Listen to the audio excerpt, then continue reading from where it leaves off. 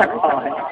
अगर नार की सूरत में मूसा अलैहिस्सलाम को तजल्ला ज़ात हो सकता है तो हम दीवानों को मुस्तफा की सूरत में तजल्ला ज़ात क्यों नहीं हो सकता? शेर खुदा की सूरत में तजल्ला ज़ात का दीदार क्यों नहीं हो सकता? रौसे पाक की सूरत में तजल्ला ज़ात का दीदार क्यों नहीं हो सकता? मुर्शद पाक की सूरत में तजल्ला ज़ात क्यों नहीं हो सकता? सरकार गौसे आज़म पाक सिर्रुल असरार में फरमाते हैं कि क्या शजरे मूसा से भी इंसान कामल का मकाम कम है कि जिससे अदल हद की सदा आई थी? तो वो ख्वाजा गुलाम फरीद याकूब फरमाते हैं कि एक दी सानू देखे एक दा हर हर का ठिकाना क्या ऊंच से क्या ठेके जो एक तो दो तर जाने वो काफर मुशरिक। और मेरे पास एक मौलवी साहब तशरीफ लाए और आते ही फरमाने लगे कि जो खुदा के गैर से मदद मांगता है या उनको पुकारता है या उनको मानता है वो शिर्क करता है।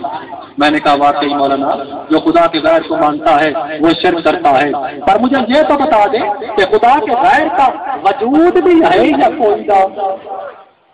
तो मौलवी साहब ने चट फरमाया कि ये सब खुदा का गैर नहीं तो क्या खुदा है? तो मैं फट बोला तो फिर आप मुशरक हुए, क्योंकि जिसने कहा कि खुदा का गैर है और जिसने खुदा के गैर को माना, तो जिसने खुदा के गैर को माना सब जानते हैं कि वो मुशरक है और शिर्क करता है। तो घबराए, शर्माए, आंखें फड़फड़ाए, बोले तो सिर्फ इतना कहा तो फिर क्या बात है? मैंने कहा मौलाना, तुम खुदा को एक मानते हो सब कुछ निकाल के और हम खुदा को एक मानते हैं सब कुछ डाल के। और पर हकीकत खुदा को एक तब ही माना जा सकता है जबकि जर्रा कतरा पत्ता तक तो उसकी जात पाक का गैर न समझा जाए, वरना बात नहीं बनती। और यही उसकी जात पाक के इरफान का तकाजा है, वरना बड़ों बड़ों के ईमान हकीकी और इरफान तहकीकी का जनाजा है। उखरवी सही था दरवेश के सिर को जान गया। तो मेरे दोस्तों, जो ये हकीकत मान लेता है वो खुद दिलबर बन जाता है। तिलावत करता आयत करीमा के मतहत मसला वहदतुल वजूद की वजाहत करते हुए अगर एक मिसाल भी बयान कर दूं और आपके दामन को हकायक के मोतियों से भर दूं तो बेहतर रहे।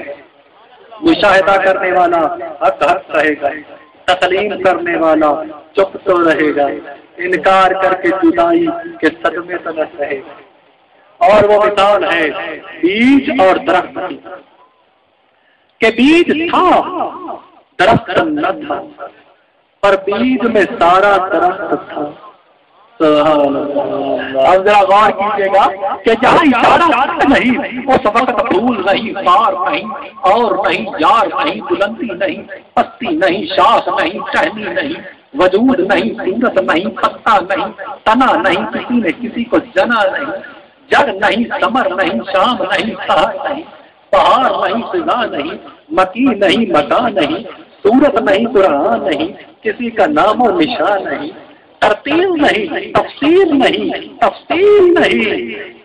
बीज मस्तूर हुआ, दरख्त का ज़हूर हुआ, फूल हुए, कार हुए, दुश्मन हुए, यार हुए, कांटे हुए, फूल हुए, काफिर हुए, रसूल हुए, मुख्तलिफ रंग हुए, सिमतों के जंग हुए।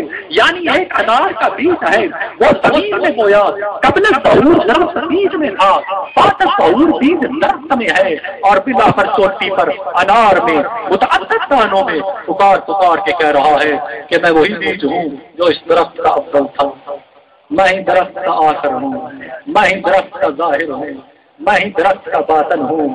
फूल भी खुशबू दे देकर कह रहा है कि मैं वही बीज हूँ, कांटा भी चुभ चुभ के कह रहा है कि मैं वही बीज हूँ। फूल मजहरे जमाल है, कांटा मजहरे जलाल है, फूल मुसलमान है, कांटा काफर है। मेरे दोस्तों, एक आंख में इरफान इलाही हासिल कीजिए कि वही ज़ात पाक है जो कायनात के दरख्त की अव्वल है, वही मुमकिनात की आखिर है, वही मौजूदात की बातन है, और वही ज़ात पाक मुतकाबला सिफात और मुतअद्दिद अस्मा में ज़ाहिर है। बस वही अव्वल है, वही आखिर है, वही ज़ाहिर है, वही बातन है। अगर हिफ्ज़ मरातिब न कुनी ज़िंदगी, अगर हिफ्ज़ मरातिब का ख्याल न रखा तो कुछ भी हासिल नहीं होगा, दुनिया में भी जिल्लत, आखिरत में भी जिल्लत। वरना सिफात सफरिया और तासब फाहम की वजह से शेख को बरहम के कब से जुदा जुदा हो जाए। ورنہ ساتھی بھی ہے، میں خانہ بھی ہے، جام بھی ہے، اول بھی ہے، آخر بھی ہے، ظاہر بھی ہے، باطن بھی ہے۔ قربان جاؤ، چشم حسبی تفصیل میں بھی ایک ہی جمیل کا مشاہدہ کرتی ہے۔ اور میں بتاتا جاؤں کہ فقیر فقہ عشق ہوتا ہے۔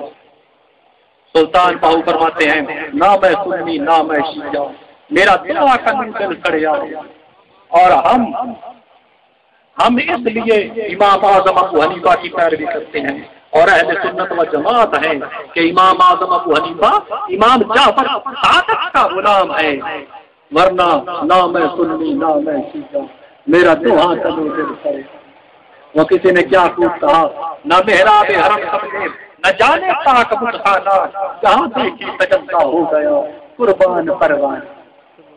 ایک اور مثال سماج فرمائیے اور بہادر الوجود کے دبی پہ حقیقت کا چنبر سجائیے کہ قرآن پاک نور ہے، وَأَنزَلْنَا عَلَيْكُمْ نُورًا مُبِينًا، اور قرآن پاک تمام علوم کو جامع ہے کہ کل صغیر فکبیر مستقر، اور کوئی بھی ایسی خشک یا تر چیز نہیں جو قرآن پاک میں نہ ہو کہ وَلَا رَطْبٍ وَجَابَتٍ إِلَّا فِي كِتَابٍ مُبِينٍ۔